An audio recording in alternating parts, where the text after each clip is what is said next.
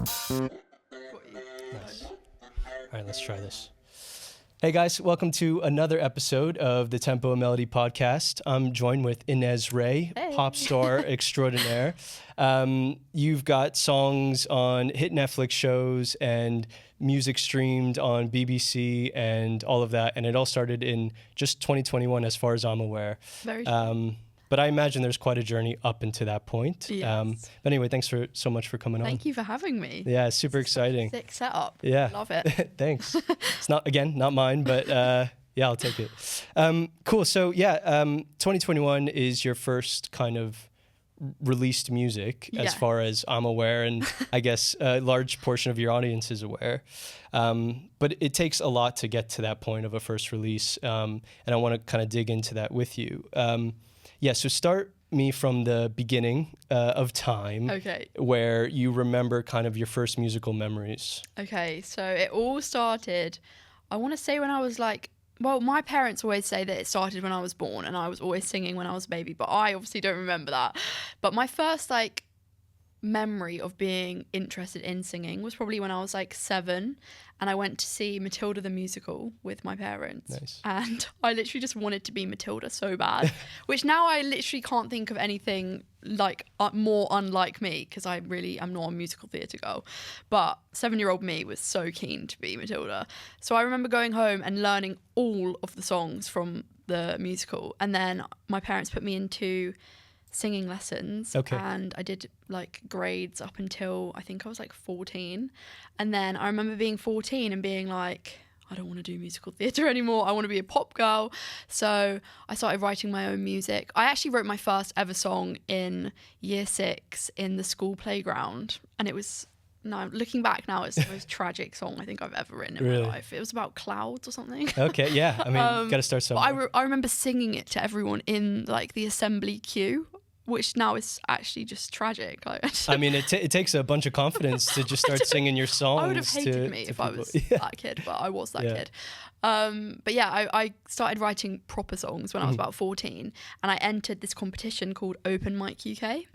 And at that point, I wasn't confident enough to sing my own songs. So I actually entered the competition with an Adele cover, which was a bit bold from me. Yeah, very much. Yeah. I wouldn't probably sing Adele covers now. Yeah. But I remember getting to the final of that, and the guy who runs the whole competition, he was like, we really love your voice, we see a lot of potential, and we've got this artist development contract at our studio. And 14-year-old me was like, oh my God, yeah. I've made it. The dream, yeah. So I remember going down to Southampton and having this interview process with the guys that run the competition, and they were like, we found your producer and we want to put you in weekly sessions writing and producing new stuff. So I was like, this is amazing. And then literally from then until I was about 17, I was in the studio every week with my producer, who was the first guy I'd ever worked with. He's called St. Luna Music on Instagram. He was the OG, and we wrote all of my first ever stuff with him. And only a few songs have actually come out from that time, because obviously I was only 14. Right. I was really writing some questionable stuff. But I feel at that time I just didn't have any life experience to be writing about. I was writing about breakups that hadn't even happened. Which I suppose can happen now, just channeling somebody else's story. But yeah. So that's kind of how it all started. And then I went into lockdown when I was 17, turned 18 in lockdown, which was not fun. And I hadn't put out any music at that point. But I'm kind of grateful that I waited, because a lot of the kids that were on this artist development contract at the same time as me were putting out stuff as they were writing it. And I was really reluctant to put it out. I was like, I want to keep developing my artist sound. And I'm really grateful that I did hold back and not release anything until after the first wave of lockdown, basically. Yeah. And I wrote a lot of my first ever EP literally on Zoom with Luke, St. Luna, and another producer. So that's how it all started, which feels years ago, but it actually wasn't that long ago. Yeah. I mean, lockdown is such a weird thing when I think about it. And what a crazy time it was, but it also seems so far away now. Yeah, it feels so weird. I keep seeing these memes where people are like, our generation is going to use when I was your age, we couldn't go out. We were locked down for 2 years to our future kids, which is how did we actually do that? Yeah, it's going to be super weird to look back. But anyway, lockdown stuff. Yeah.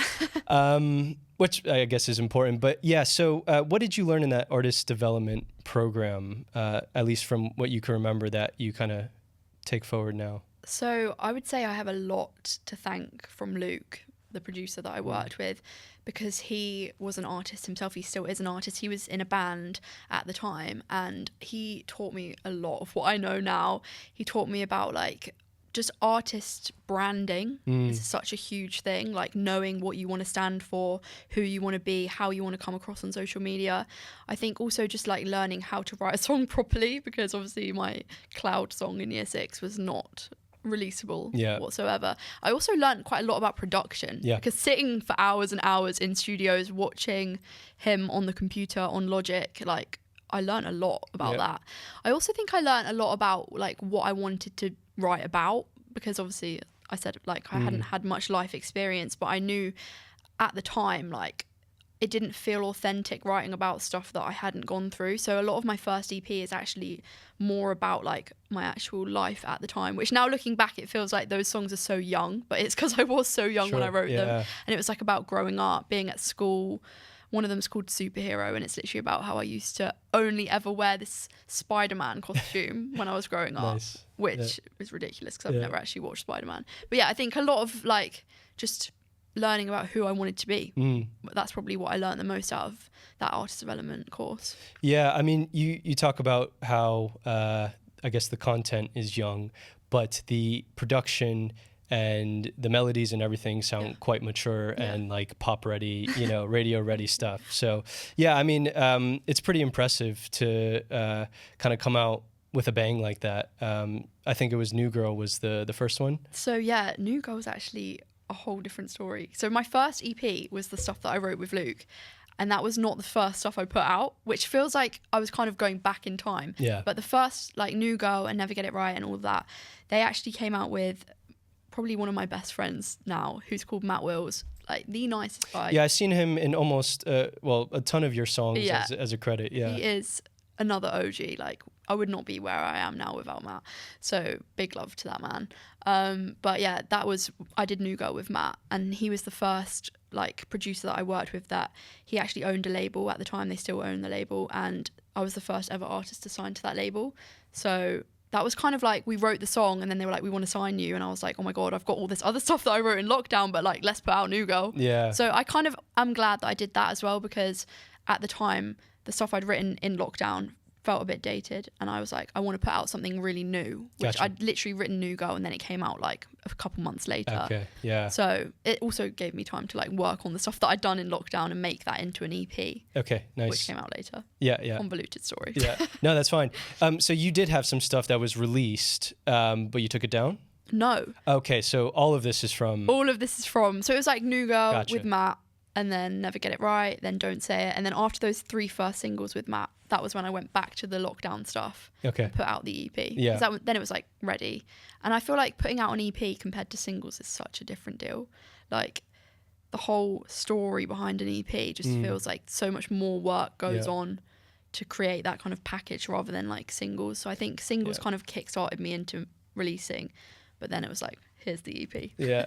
And how did you feel releasing that first song? Were you nervous? Were you excited? A mix of both, maybe? I feel like I actually remember it really clearly. I was on holiday in Cornwall with my family, and my dad made me a banner and my mum made me a cake, and it was really, really cute. And yeah, I think I was terrified, but also really excited, because I feel like in my head, obviously since I was 14, I'd wanted to put out music, and I was like, I think 17 or 18 when I put my first song out. So yeah, it felt like finally we're doing this. But it was just such a cool experience, like seeing your name on Spotify and people like listening to it in real time. I was like, whoa. Yeah, and what sort of audience did you get after the first single? So my audience right now is actually really, really young. Mm-hmm. They're like maybe 10 to 16, I want to say. I mean, I've got a lot of other fans that aren't 10 to 16, but the majority of them are like really, really young, which I love. But at the time, like, I feel like because I'd only ever put out one song, I actually don't really know what my audience was. I think a lot of it was friends and family, which is obviously everyone's got to start from somewhere. But I know off the back of like Never Get It Right, and I'm sure we'll talk about that in a minute, but a lot of them actually came from America, my listeners, after I put out Never Get It Right, which we'll touch on. And that's because of the placement on Emily in Paris, Yeah. right? Right. Yeah. No, I definitely want to get to that, but there's a couple things I want to talk about before we do. Yeah. So cliffhanger. You mentioned your parents and how they made a cake and did a whole thing. Now, I've seen, obviously, from your social media, your dad is your best friend, it seems, and famously known as Daddy Ray. And they, at least your dad, because I haven't seen your mom, but she's also a legend. Yeah, I'm sure. It seems so supportive. What do you think that has done for you and your music career? I am like beyond grateful for the parents that I have. I feel like literally blessed in the parent department. I wouldn't be where I am right now without them. They have been my number one supporters from the day one. And like, even when I was a little kid, any dream I had, they would be like all for it, even if it was the most ridiculous dream. I remember being like 7 or 8 and I wanted to become a baker. And they were like, right, you can be a baker. And then Bake Off, here we come. Literally, like, I remember baking with them and I was the worst baker ever, but they were all for it. So I feel like, I can't wait to be able to give back to them one day. Yeah. That's like one of my main motivations to become successful, just to be able to give them back like what they've given me. I love them. That's so cool. Yeah, it really shines through, at least on from what I can see, and it's so nice to see. Yeah, they're very special. Yeah, I got to meet your dad, and even just from that small interaction, he seems like a good guy. He's the best. Yeah, nice. Another thing I want to touch on is your singing. You have quite a unique voice, and you mentioned you went through singing lessons, and I think you posted a clip of you singing when you were 12. Oh my god, it's actually going viral right now. What about angels? Wolves? They will come, they will go, make us. I had no idea. I mean, I think it's because I watched it. Yeah, you help. So how did you develop that voice? Because singing lessons, I'm sure, were quite technical and fundamental, but your voice is quite unique. I saw, sorry, I'll let you speak in a sec. I saw a lot of comparisons to Ellie Goulding, which I can see in the comments. But talk to me a little bit about that. So I feel like I've always just sung like how I sing. And I remember going into singing lessons and some of the teachers that I had, they were like, what's that thing you're doing with your voice? I have like this vocal flick basically, and people think it's auto-tune and it's literally not. Yeah, a and lot of the comments are calling you out, but auto-tune. I'm like, guys, come see me live. It's actually not auto-tune. But my voice just does this like flick thing, and it's kind of like a little yodel. Yeah, that's how I was describe it. Yeah. But I remember going into a lot of singing lessons and them trying to get rid of it, and I always was like, I don't want to get rid of it. I feel like it's a bit of like a unique selling point. I was like, I get why they would like traditionally want to get rid of it, because it's like it's not a classical way of singing. It's probably not in the books that they read or like whatever. But I was just like, I actually really like it and I want to keep it. And I think I've like learned how to use it along the years. But also sometimes I have no idea when I'm doing it. And I remember I like go into like studio sessions and they're like, oh, let's use it there. And I'm like, I actually don't know what I'm doing. Like I literally don't know when it's coming out. So I feel like I'm still got a lot to learn about how to use my voice. But I think that comes with age and time. Of course. Yeah. But I think like learning how to sing, obviously a lot of breathing techniques and that kind of thing, they were really useful with like singing teachers. But I think tone wise, like I've always just had this tone, which I'm obviously very grateful to have. Yeah. But yeah. Yeah, that's really cool that you kind of stuck to your identity as a singer and ran with it, because it sounds amazing. Thank you. And very different to kind of anything out there. I think that's like one of the most important things. Like so many people are amazing, talented singers, but I wanted there to be something that sounded different, and you could be like, that's Ines, right? If you hear it on the radio. Yeah. And I think that's like, I completely get why singing teachers would be like toning it back, but I'm glad I stuck to my guns on that. Yeah, for sure. It's super cool. So let's get to Never Get It Right. Yes. So that got placed on Emily in Paris season 3. Yeah. What did that do for you? How did you feel when it happened, and what did that do to your career? It was actually one of the most unreal moments. Like, I think I didn't realize how big it was going to be, because I actually didn't watch Emily in Paris. My nan loves it. She was fangirling so hard. She was like, oh my God, like, I'll let you know when it's going to be on. I was like, thanks, nan. But yeah, I just remember getting an email being like, yeah, we want to use your song. And I was like, amazing, yes, please. And then it came out, and it literally, basically, it went on the credits of the last episode of like episode 8, I think. Bye. Bye. But you owe me 26 euros for the cab. Hold tight before I lose my mind, red light. And at the time, I remember my nan sending me it. She was like, it's on episode 8. I was like, thanks. And I watched the whole episode, obviously not having a clue what was going on, because I'd never watched it before. I was like, when's it going to be on? And then it gets right to the end, and then it played like a tiny bit of the last clip and then into the credits. And at the time, I was like, oh, I'm not sure if that's like a good place for it to be, because if I was watching the show, maybe it would be better at the start. But now, upon reflection, I'm like, that was the best place for it to be. Sure. Because I actually don't really watch TV shows or Netflix that much. But when you're watching Netflix, it's like if you're watching on to the next episode, it plays a bit of the credits, and then it plays into the next episode. So everyone that's like watching the show, waiting for the next episode, the 5 hearing seconds. that song, and I'm like, yes, winning. And then it just literally went basically viral, and it went on to like the top 100 most Shazam songs in the world. That's got to feel good. The Shazam stat feels so good, because that means somebody heard your song. Ooh, I gotta get that. And has gone out of their way to find out which song it is. So that's a really cool stat. Yeah. And I think like it made my reach so much wider, and I wasn't expecting there to be so many American fans from it, but I was like, this is so sick. I literally love that. So yeah, that was like a big moment, and I think it was almost like even more cool because I didn't think it was going to do as well as it did, which I think always the best stuff happens like when you're not expecting it. So yeah, it was so cool. Yeah, really cool. How did your song get placed? So they literally just DM'd me. Netflix did, or the producers of the show? The producers of the show. Okay, gotcha. And they were like, can we use your song? And I was like, is this... yeah. But yes. Through Instagram? Yeah, through Instagram. Wow, nice. And then my management took over. They were like, whoa, this is real. Yeah. Fun. And I remember it taking quite a long time, and I was thinking, this is never going to happen. Yeah. Because like stuff just takes ages, doesn't it? And then when it actually happened, I was like, oh, wow. Yeah. That's so cool, and such a big show. I don't want to bring this back to me, but I got a song placed on Love Island, US. We love it. Which didn't have any success as far as you're aware, but it also went into the kind of cut into the commercial, which I thought was cool. I mean, it was a great moment for me. I was super stoked so cool about when it. You're but like watching it and it's like, whoa. Yeah, it was amazing. So I can connect with that a little bit. That's so cool. Yeah.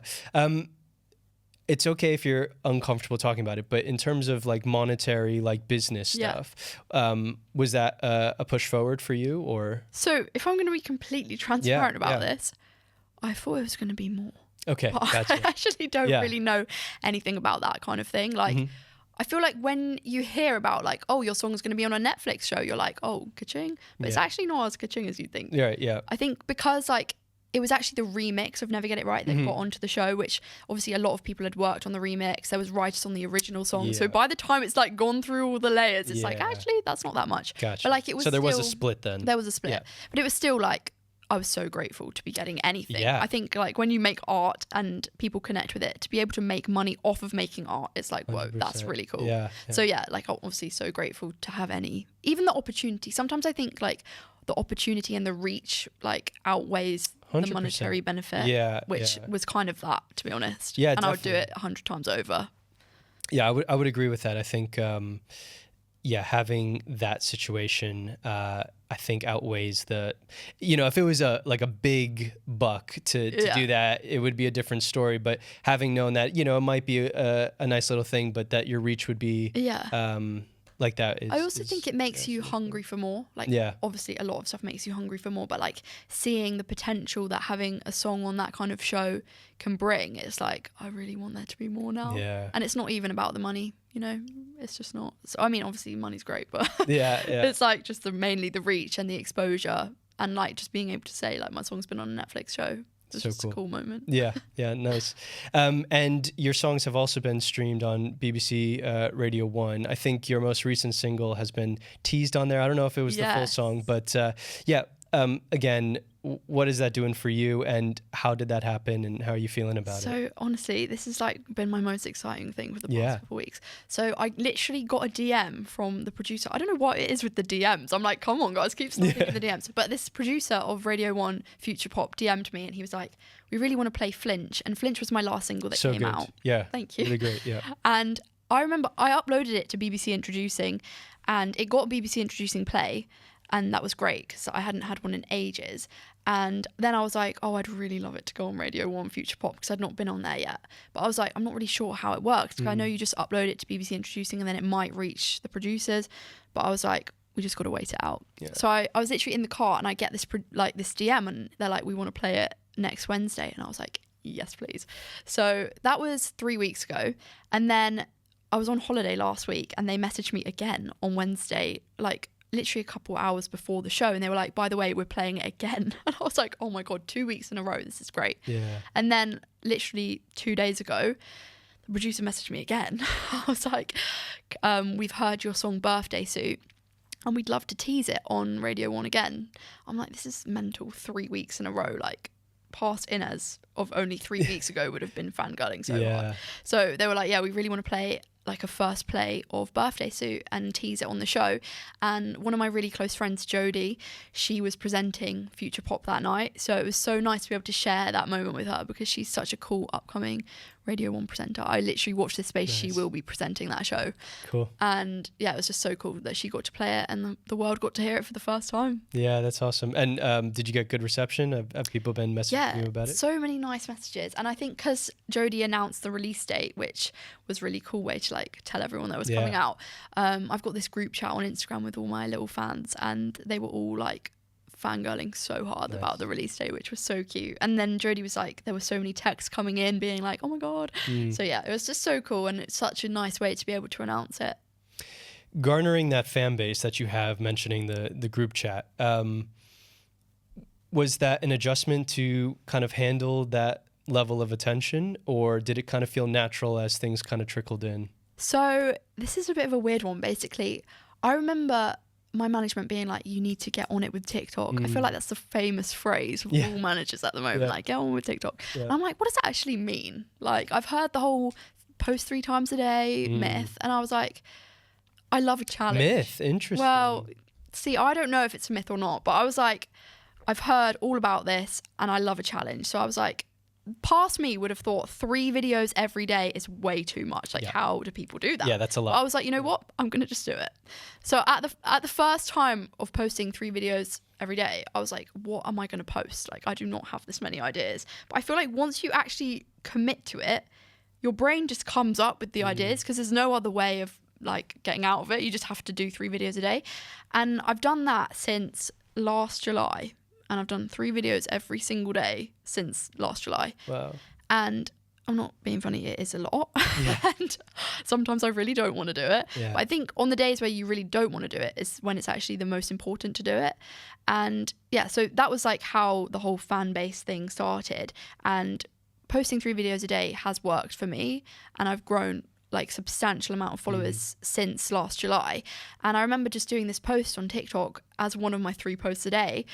I didn't know what to post for my 3rd video, and I was like, you know what would be kind of cool? Maybe like we could have a fan group chat and I'll ask people who wants to join it. Like, you can comment your handle and I'll add you into an Instagram group chat.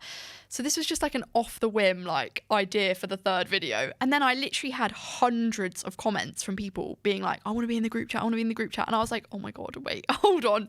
There's actually a lot of you guys that want to be in this group chat. So then I'm just a melt with social media and like technology in general. I was like, how do you actually add people to a group chat?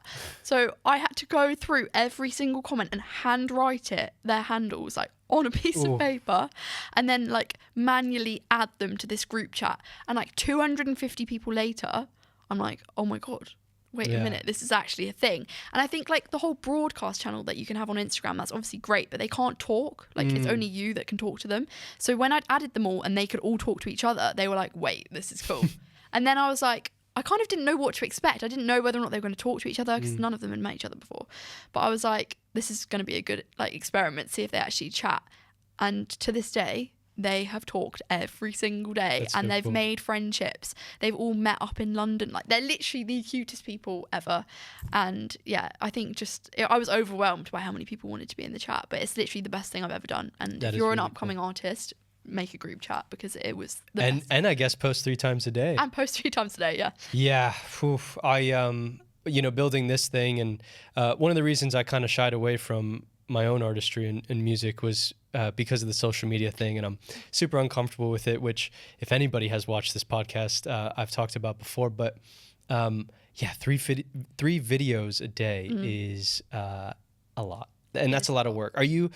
Are you recording them same day, posting same day, or do you have like a collection that you can kind of choose I from? wish I had a bank of videos, but I'm not Yeah. organised enough for that. Right. So yeah, every day I'm like, what do I film now? And then I Yeah. just film something, edit it, upload it. And people always ask like, oh, do you like bulk film, or like do you upload all Yeah. 3 at the same time? And honestly, it just depends on the day if I've like been organised enough to do Yeah, them all yeah. at the same time, but usually no. That makes sense. You mentioned your management told you to post on TikTok 3 times a Yep. day. So you're signed to a label now, right? So I'm actually not. Okay, I'm you're not. actually independent. Gotcha. Okay, Yeah. cool.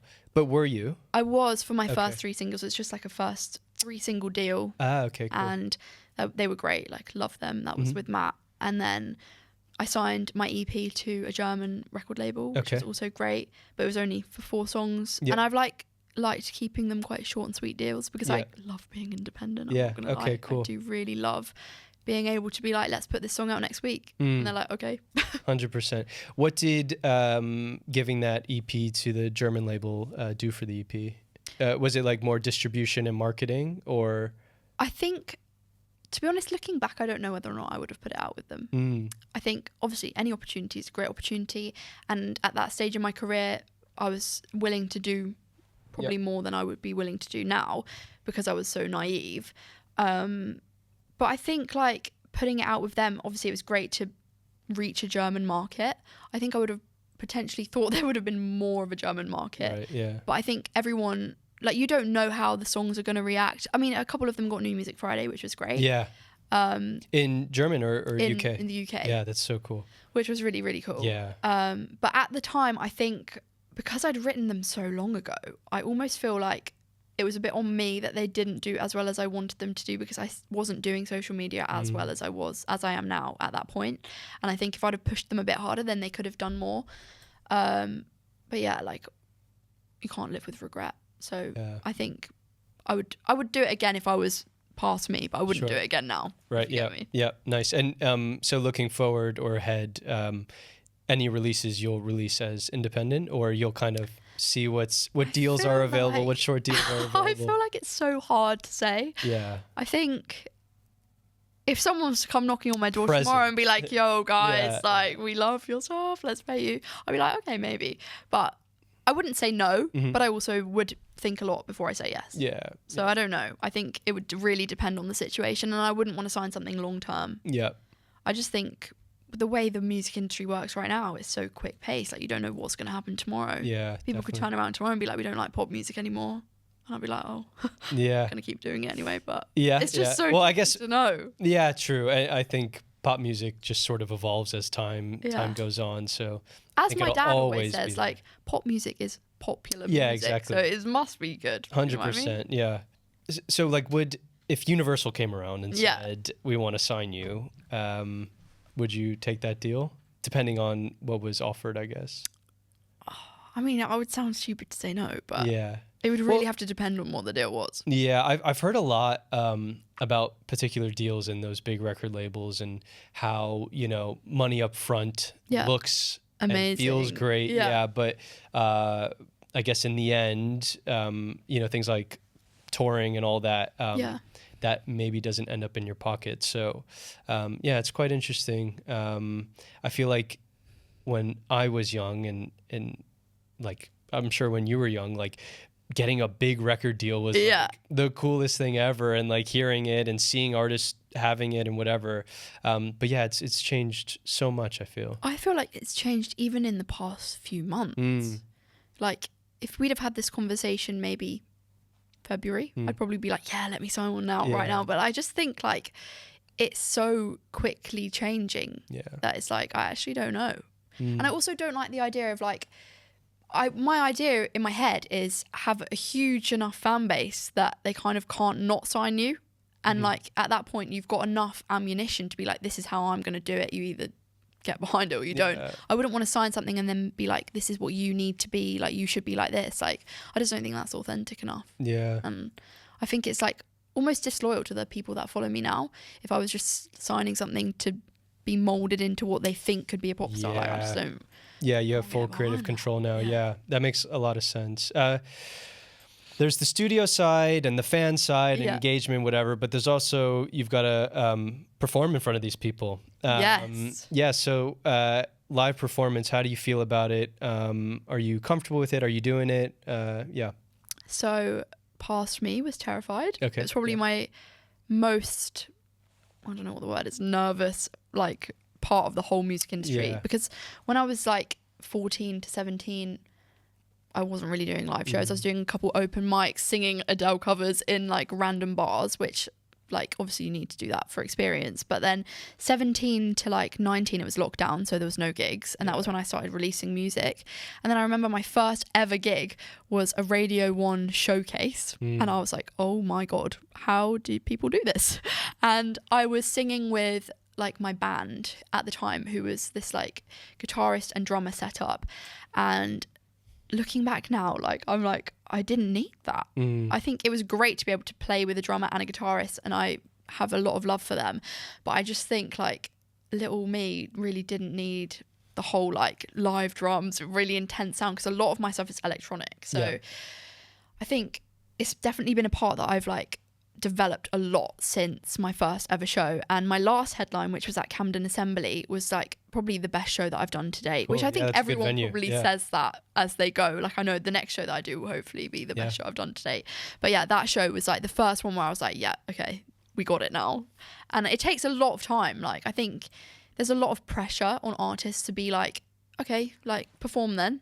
But like, if you've never done it before, it is intense. Like, it is a lot. And I think also because I'd built a lot of social media profile, I was like, these people have paid to watch me and I don't know any of them. Whereas like my first two headlines, I think a lot of my friends, a lot of my family, a lot of industry were there. So I felt less pressure. But the last one, where this was like the first show I'd done since making a following, I was like, I need to do a show. And then I think when I walked out and I saw like, I didn't recognize any of them, I was like, oh, so cool. This is now like real thing. So yeah, no, I'm so excited. I'm actually, I don't know when this is coming out, but I'm actually announcing my next headline on Monday. Nice. At the O2 Islington. Okay, cool. Which feels like... This will come out after Monday, so you can give a date if you want. It's on the 12th of October, Saturday the 12th of October. At the O2 Islington, which feels so weird that there's an O2 like in the title. Yeah, like, that is wait, so what? Cool. But yeah, I'm so excited. It's my biggest venue to date, and I'm so excited because there's no age limit, and that was a big thing for my last show. It was 14 plus, and these two little girls who I think were 11, they came from Cardiff with their mums, and I tried to make it really clear that it was 14 plus, but I think, I don't know what happened, but they couldn't get in. And they were crying in the bar downstairs, and my heart actually broke into pieces. So after the show, I went down, I was like, let me follow you on Instagram, let me sign any merch, let me give you all the free merch, and I'm going to give them free tickets to the next show. Nice. But I was just like, we can't have that again. But it's so hard to find venues that are like any age. So it was the venue restriction versus it was the venue restriction okay. So it was like 14 plus, and you had to have an ID if you were 14, which obviously 14-year-olds don't really have ID.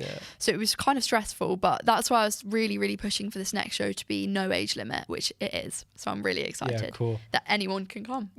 Nice. And how are you building your show now? Are you trying to translate what you did in the Camden Assembly to the O2? That feels so weird. Or are you going back to the drawing board and saying we need to figure something else out? So I'm actually working with my MD at the moment, who is amazing, literally one of my best friends as well, and they do guitar and like MD work for me, so we don't have live drums anymore. And I just think that setup works so much better because it just feels like, surprisingly, there's more energy. I feel like you'd feel like there'd be more energy with live drums, but I actually felt like it was too heavy for like the pop music that I make. So I want to put on a new show for this show because my last show was only in April, and I feel like I can't do the same show again. Like the people that have come and they might come again, I don't want to put on the same show. So we literally had a meeting yesterday about like the new songs we're going to put in the set list. And I think there's going to be like 8 or 9 new songs, which is mental because half of the show last time was unreleased stuff. So I'm like, half of this show is probably going to be unreleased stuff as well, but it also needs to be new unreleased stuff. So now I'm like, wait, what? But yeah, we're going to do about an hour and a half set, I think. Nice. Yeah, that's quite long. Sick. Yeah. I think it's like 23 songs or something crazy, which when I think about it like that, I'm like, oh. And are you rehearsing now for it? Yeah, well, we only got it secured literally 2 days ago. Okay. And we were fighting for that Congrats, venue. Yeah. Thank you. We were fighting so hard to get that venue, but then finally it was secured. And yeah, we literally were in our first rehearsal yesterday, sorting out the whole set list, all the merch.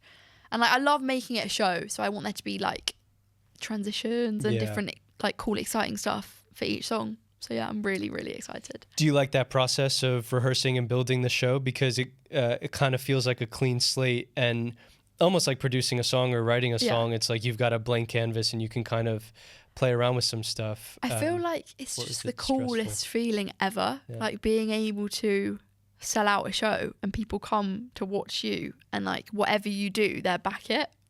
So I do think it's such a cool thing, but also there's a lot of pressure and it's really stressful. And I think like the build up to my shows is probably when I'm the most emotional. Even after the shows, like I cry. I just cry all the time. Yeah. But it's intense, I imagine. It's like, I actually don't think you can explain the feeling until you've done it.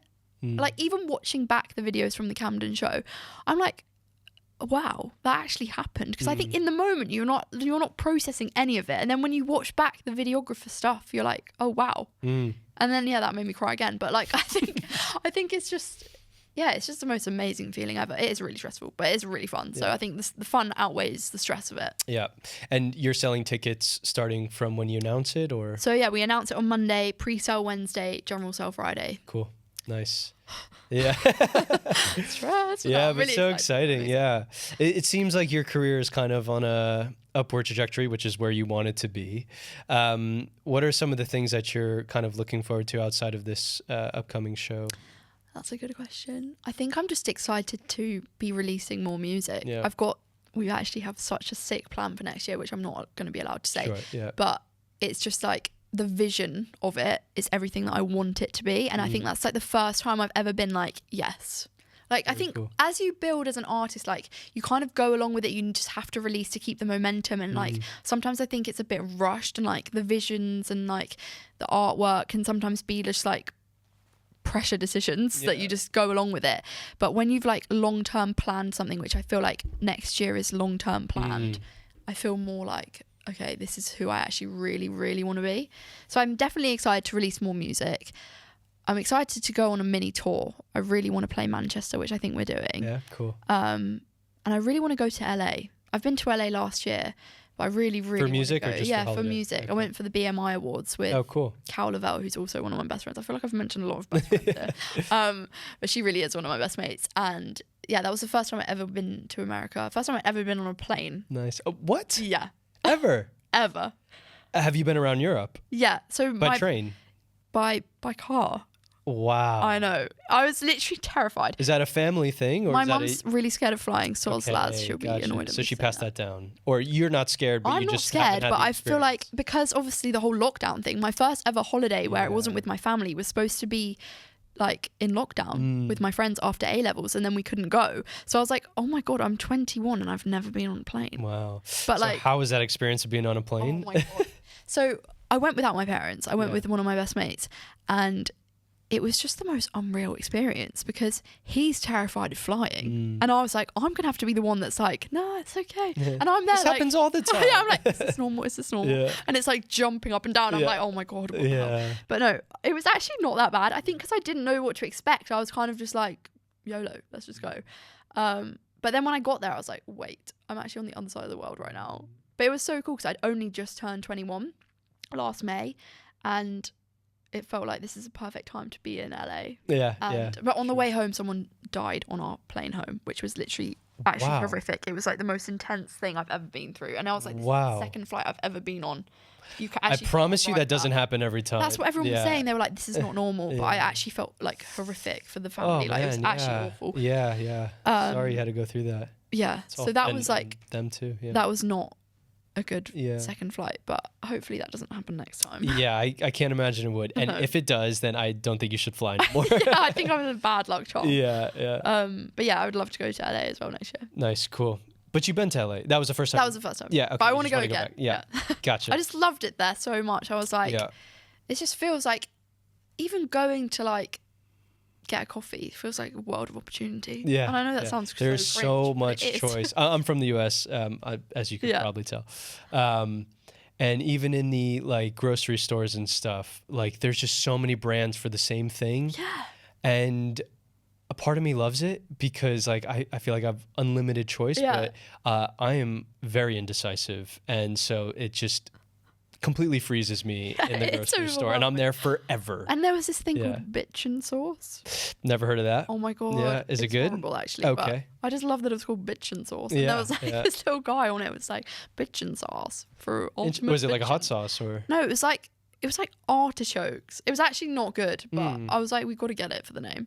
Yeah. And they so you have got it. such big bags of tortilla chips. Yeah, I mean everything is I massive. mean, yeah. I would go again for the tortilla chips. Yeah, there's a lot I miss. But Yeah. anyway, I know it's not completely music related, but it's Yeah. obviously given you the opportunity to do this. Talk to me a little bit about the being an ambassador for the NHS. Oh my god, that's probably one of my most like. When anyone asks me what are you most proud of, Mm. I probably say that. Yeah, my dad had a heart transplant in 2021, and it was the biggest thing my family's ever had to go through. But also the most amazing thing my family's ever had to go through because he wouldn't be here if it wasn't for the donor. So yeah, when I started sharing my story about that and I'd written a song about it, I posted a video talking about the song and talking about my dad, and it just went nuts. And Khloe Kardashian found it, which was crazy. Yeah. And I was like, wow, okay. And then on the back of her finding it, the NHS DM'd me again, the DMs. Yeah, And they were like, everybody's sliding in. they actually are, Yeah. guys. Hit me up. They were like, we love your song. Like, we love your story. We love you and your dad's relationship online. Like, we would really love you to have a chat with us. So I remember doing a FaceTime with Karen, who is the celebrity liaison at the NHS. Mental that celebrity liaison, but we were chatting with her and she was like, we would love you to be a celebrity ambassador for the NHS and to promote organ donation and blood donation. And I've always wanted to stand for a charity and have a cause, and it could not be a more close to home charity to stand for. So when they offered me that, I was like, yes. Like, I couldn't even think twice about it. Like, yes. And it's been so unbelievably rewarding. And I just played the NHS transplant games, and it was like a whole celebration of all the families that have been through transplants or are waiting for transplants, and it just felt like such a full circle moment. You played music there. Yeah, I Okay. opened the ceremony Oh, cool. in Nottingham Castle, which was so sick. It was the biggest audience Did you play I've that ever song that played you to. wrote about your dad? Yeah. Yeah, cool. And Flinch. Yeah. It was like 2,000 people, all who had been through or are about to go through exactly what me and my family have been through. So yeah, I was like, wow, this is really amazing. And it just feels so like, I feel really lucky that I can use my platform in a way that's not just to promote my music as well. Like, it's just so nice to be able to promote such an important cause, and like seeing people's responses to, like, when I say like, oh, you need to be an organ donator or like you need to sign up to be a blood donator, they're like, the reaction that they've had as a charity, they've said they've seen spikes in people signing up, and I'm Cool. like, wow, Yeah. that's what this is Good for. impact. You know what I mean? Yeah. And your dad must be super touched by it. My dad gets very emotional when we talk Yeah. about it, which is so sweet. But yeah, he's like, if you're going to have a platform, using it for that is so amazing. So yeah, he's got proud dad points for that one. That's cool. Let's talk a little bit about your dad and yourself dynamic on social media. Yeah. So you have tons of videos with your dad It's doing ridiculous. wild things. Cleared out my room. I don't know why I have to do this. Not sure now. What was I made for? Hi guys. My tan has reached the tiger bread stage, and I really need the rosy caramel remover. I'm just drafting, okay? I don't think it's fair that you said those things. You're having fun with that, and has it translated at all to an audience for music, or have they kind of remained separate? So again, one of my 3 videos a day thing. Yeah. I remember I saw these videos, I think it was a trend quite a long time ago, of like asking my parents to pretend to be me. Yeah. And I went to my mum, I was like, can you just pretend to be me for this TikTok, please, please, please? And she was like, no, ask dad. So I went to my dad, I was like, can you pretend to be me? And he literally just came out with it. He was like rinsing me, like full on pretending to be me. And it was absolutely hilarious. I was like, this is going to go viral. And we posted it, and within like a couple hours, it was just flying. And I was like, oh my God, what? And then we just made it into a series, and we did so many. And yeah, the reach was unreal. And I think it's definitely translated into my music, because a lot of my comments at the moment are like, oh my God, I've been here since your dad pretending to be you. And I think because he did it so accurately and it's so exactly what I'm like, people were interested to see who is his daughter. Right, yeah. And then they went into my stuff and they were like, oh, she sings as well. And a lot of the stuff he did pretending to be me was like, he even went to the studio and pretended to sing my next song. So it went that far. But yeah, like a lot of people have stayed and like liked Cool. the music, which obviously was the main goal. Yeah. And then I think because they fell in love with my dad and how funny and ridiculous he is, when they found out that I had a song about him and that he's not just a ridiculous funny dad, he also has a lot of background about his heart and everything, they were like, okay, wow. So yeah, like that's been such an amazing outcome of posting 3 videos a day. Yeah, I guess a good content Literally to come up with. Have you asked him to do anything that he's been super uncomfortable, like has said absolutely not? This man says yes to everything. Okay, wow. Like he literally, I again think this is because he's had a heart transplant. Yeah. He sees life as like, you could pass away tomorrow, like say yes to everything. Yeah. So I think like, obviously he hates wearing my clothes and he hates jewelry. Like he literally hates jewelry. He doesn't even wear their wedding ring, my mum and dad's wedding ring, because he hates jewelry so bad. So when he has to put on all my rings, he's literally like, they're like, oh. So that's probably his least favorite part. But yeah, and him fitting into my tiny clothes, he also hates that. I think it's also weird for him when he's like on proper work calls and people recognize him, like, oh, we saw you in your daughter's crop top. Yeah. And he's like, oh, I yeah. imagine that is really a bit of a weird rough. one. Yeah. And he was in a meeting the other day, like in some cafe in Richmond, and these 2 girls came over and they were like, oh my God, are you Ines Ray's dad? And then he was like, oh yeah, hi. And then he had to go back to his meeting and the guy that he was with was like, what was that about? He was like, nothing, just teenage girls asking for a selfie. Like, what? Yeah. So I think that part is a bit weird, but also funny. So yeah, I'm sure he gets a good tease for it. Yeah. The videos are great, and I feel like prior to you coming on, I feel like I must have seen one of them. Done. Yeah, because when I saw your dad, everything just looked so familiar. So it was cool.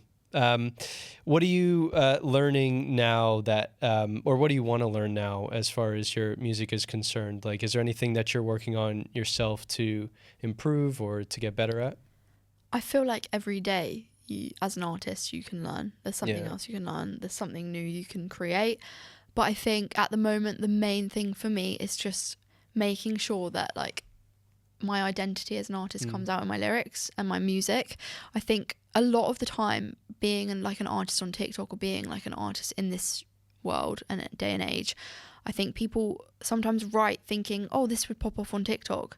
But I think it's so important not to do that and not to be like, oh, this is a TikTok song. Like, I don't want that. I want a song that's good and it will stand on its own regardless of TikTok being there or not, and like just something that shows like pure artistry. And I want to tell more stories in my music because I love, like, even the song about my dad, like that was such a raw song. The lyrics mean so much to me, and I think when you're able to promote, like, obviously it's all about promoting your music, it's all about pushing it to new people. So when you can push a song that really means something to you and really like resonates with you, I think it's easier.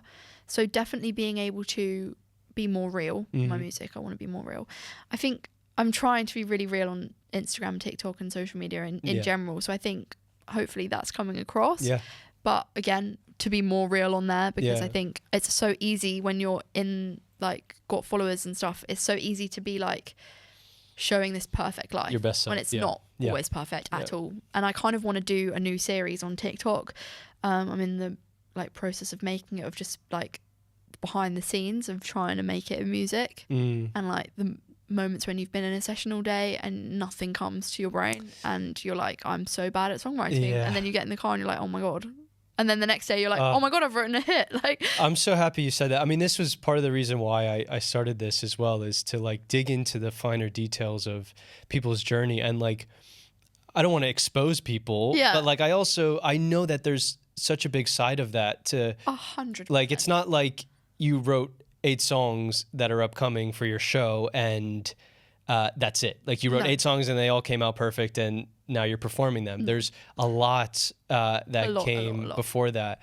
And I just think that's so important to talk about because people who are listening or even myself, for the sake of being inspired, I need to hear that, like, people don't have it figured out because, like, I often get that feeling of, oh my God, I'm terrible. But then the moment that you get a good song or a good lyric or something and you're like, oh, I'm the best thing ever, you know?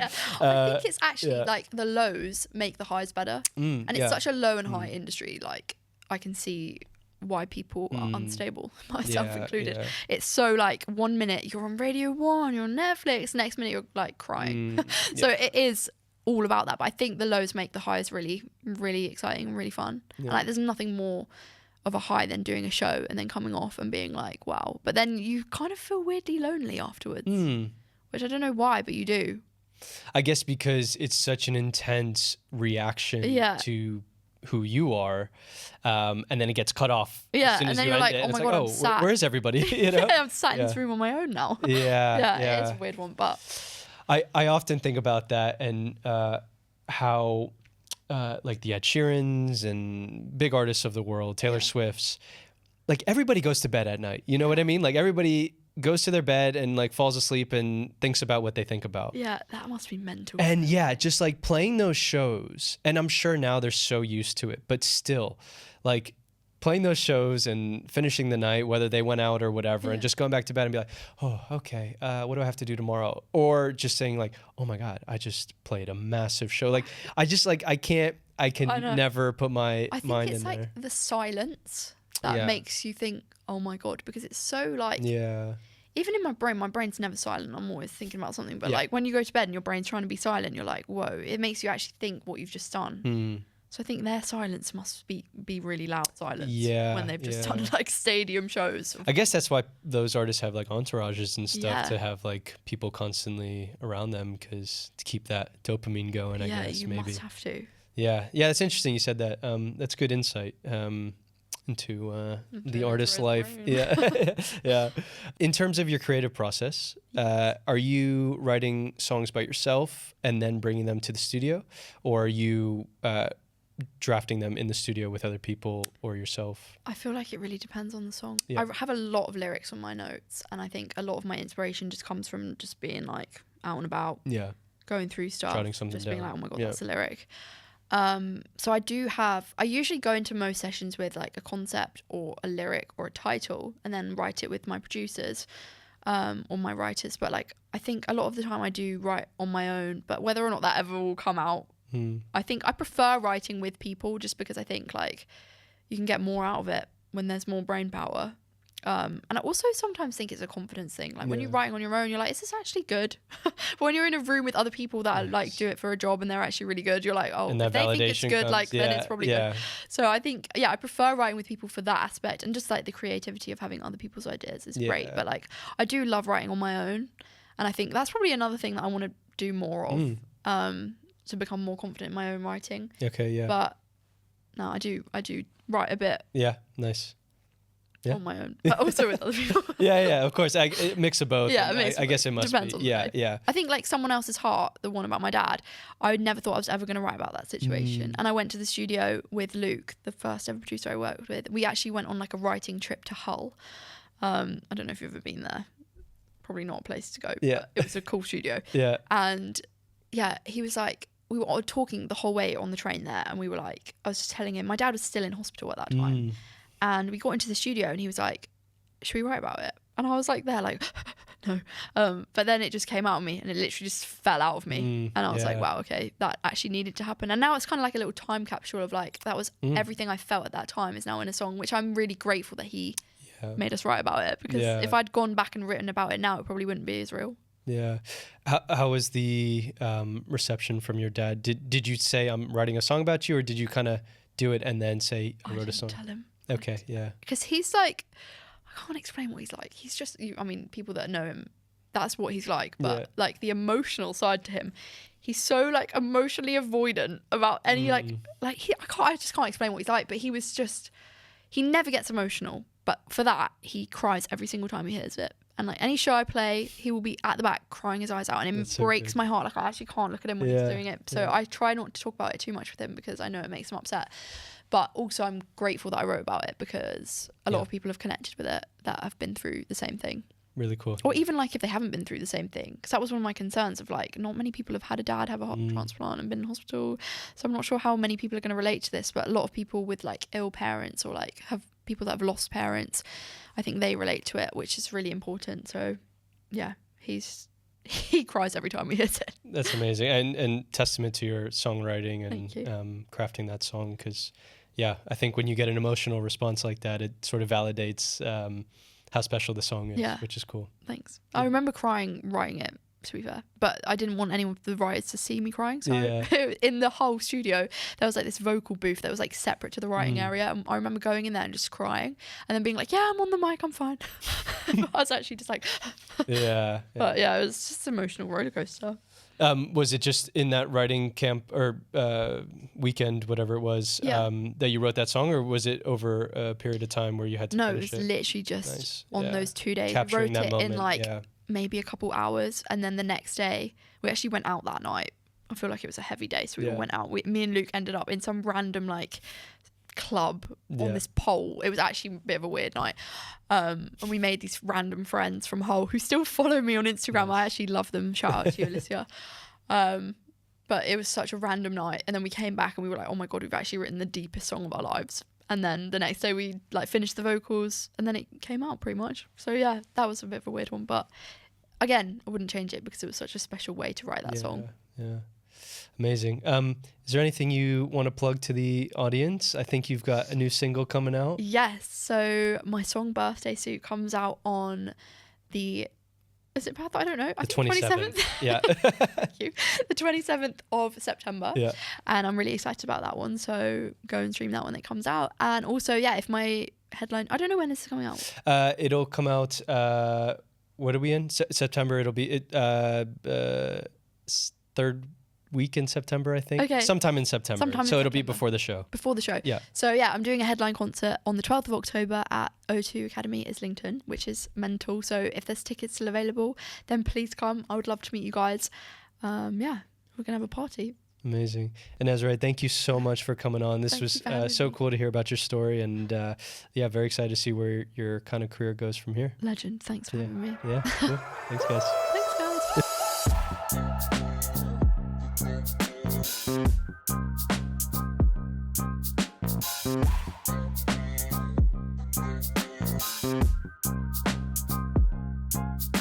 Thank you.